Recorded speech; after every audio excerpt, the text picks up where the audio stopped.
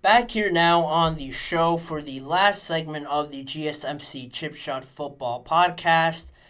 Continuing on this trend of the quarterbacks, the Commanders' plan to really help Jayden Daniels be this transcendent next sort of trajectory altering quarterback that they've been really longing for the longest of time. Washington, to give a bit of context, has started 33 quarterbacks since they last won a Super Bowl in 1991. No quarterback recently has started for more than 3 years since Mark Ripon in 1989 to 1993. So it's fair to say it's been a long time since the Commanders have had this sort of level of quarterback. To have a quarterback that you know is the guy that you could just forget about, you know how good he's going to be, you know what he's going to bring to the table, that's been lacking tremendously in Washington, with RG3 being the most recent guy that I can remember being that exciting player. Unfortunately, he didn't have the best of relationships with Mike Shanahan, and on top of that, he had the injuries that piled up on him. Since then, it's been Sam Howell and a bunch of other quarterbacks that just really haven't worked out for them. And in all honesty, seeing them play a little bit, they have some talent there on that team in Washington. And this offseason, they added a lot more. A lot of former Cowboys, with Dan Quinn being now the new head coach. They brought in a new general manager, Adam Peters, from the San Francisco 49ers, all under their new owner, Josh Harris, who is really trying to change the image and the reputation of the Washington Commanders. It has been a good start so far. He bought the team last summer, and now this summer, he's really doing a lot to bring in free agents and draft quarterbacks like this. I think it's off to a good start, but it did ultimately come down to the decision of which quarterback you select. I mentioned yesterday, General Manager Adam Peters said there was a lot of offers from teams, but none of them really moved the needle to get them to move away from Jayden Daniels. They saw the talent in him, like a lot of people did. They admired McCarthy too. That was said to be their number two option at that spot, but nothing really moved them away from Jayden Daniels.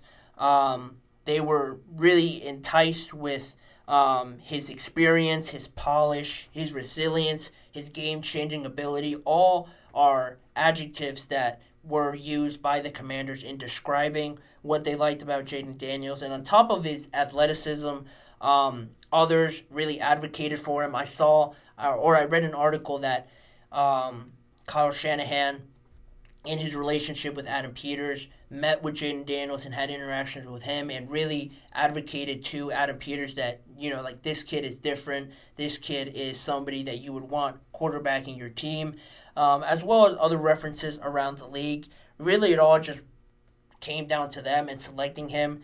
And to be this new quarterback for them, to try and change the face of this organization, is a lot on his plate. In all honesty, there is a lot of pressure, but from what Jayden Daniels has said in his introductory press conference, he really said he doesn't feel any of that pressure to change Washington's poor quarterback history. To that point, Washington is making sure that they do whatever they need to do to make sure his transition is as smooth as possible. ESPN's John Keim reported that the Commanders really want to rely on that strong defense and that running game to reduce the burden on Jayden Daniels. I said it before I want to say, my top draft classes. Washington was one of them, because not only did they add Jer'Zhan Newton to that defensive line to fall in line to what Dan Quinn wants to do with having a strong defense, they added probably my favorite player, Mike Sanders, from Michigan, to that defense. So they're building that up, following in line to this plan they have laid out for Jayden Daniels. Plus, they go out and bring in Austin Eckler to this team to be that third down pass catching option for Jayden Daniels, and have really be that security option for Jayden Daniels in case, in a rookie season where you need reliable weapons. He was brought in, Austin Eckler, to be that player. Then you have Brian Robinson also there to have a pretty formidable duo there between Brian Robinson and Austin Eckler. To have that 1-2 punch, Brian Robinson more of the early down back, the one that has a bit more wear and tear on him.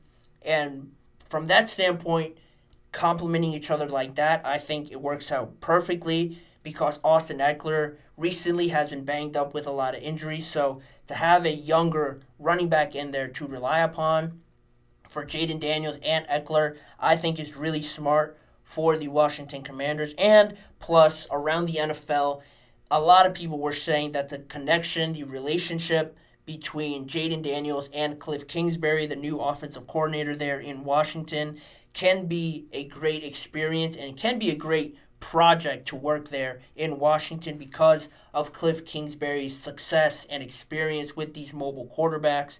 Most recently, Kyler Murray. And Jayden Daniels actually talked about that partnership with Cliff Kingsbury and his recent success with mobile quarterbacks, to which he said, just the creative mind that he has on the offensive side of the ball.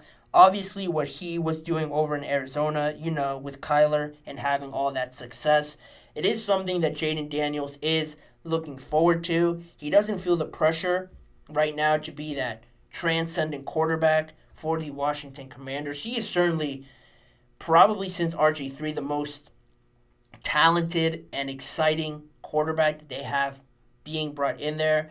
And when you have Dan Quinn coming back into being a head coach, Adam Peters coming from all the success that they had in San Francisco, I think this is a really good situation for Jayden Daniels. Not as ideal as JJ, who I just finished talking about, because there are certainly some questions with the Commanders, outside of Terry McLaurin and a little bit of Jahan Dotson. The jury's still out on him.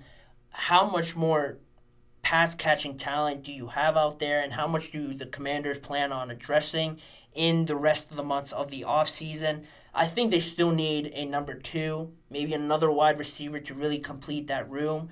Not a lot of free agent options left as of now, so how they figure out that situation is a question I have. But also, I mentioned Eckler and Robinson having that situation. If it all pans out well, and really most of all, if that offensive line can hold up for Jayden Daniels and the 2 running backs, I think they could certainly improve from what they showed last season. And really up and down season. A lot of turmoil in the locker room with, I want to say it was Jonathan Allen. It was Jonathan Allen who had that interview where he just seemed like he was over losing and playing all these games. When you have that tension in the locker room, you need somebody to come in and really give you a sense of hope and excitement, which I think Jayden Daniels can certainly provide for this team. I'm excited to see how it all pans out. It seems so far how it all has played out. Washington has a clear focus and plan as to how they help Jayden Daniels in free agency, bringing in Dan Quinn, Adam Peters, the whole bunch in there to change Washington around. It's certainly not going to be a night and day sort of transition, but it has gone off to a great start. I am a big fan of Jayden Daniels and hoping that he has a lot of success early on with the Washington Commanders.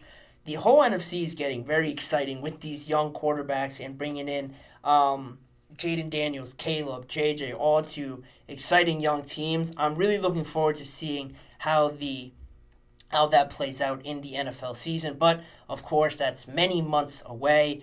But for now, that'll do it for us on the GSMC Chip Shot Football Podcast, presented by the GSMC Sports Network. Please remember to like, follow, and subscribe to the show, as well as following us on other social media platforms like Facebook, Instagram, X, and TikTok to catch up on more of the network's content. If you want to see more of me and this show, check out the both YouTube channels, GSMC Sports Network channel and the GSMC Podcast Network channel, where YouTube shorts are posted every day. The full live shows are all recorded and posted on there as well. And if you don't have enough time to watch a whole live episode, there are individual segment videos that you can watch a certain segment if you missed one or just want to rewatch a certain part of a live show. They're all on there for you guys to enjoy. And as a reminder, tune in every weekday at 6:30 p.m. Eastern Time for more football talk and NFL conversations around stories going around the NFL. With me, Manny Maradiaga, as your host. Thanking you guys for joining me on today's episode, and hopefully I see you guys all back here again tomorrow.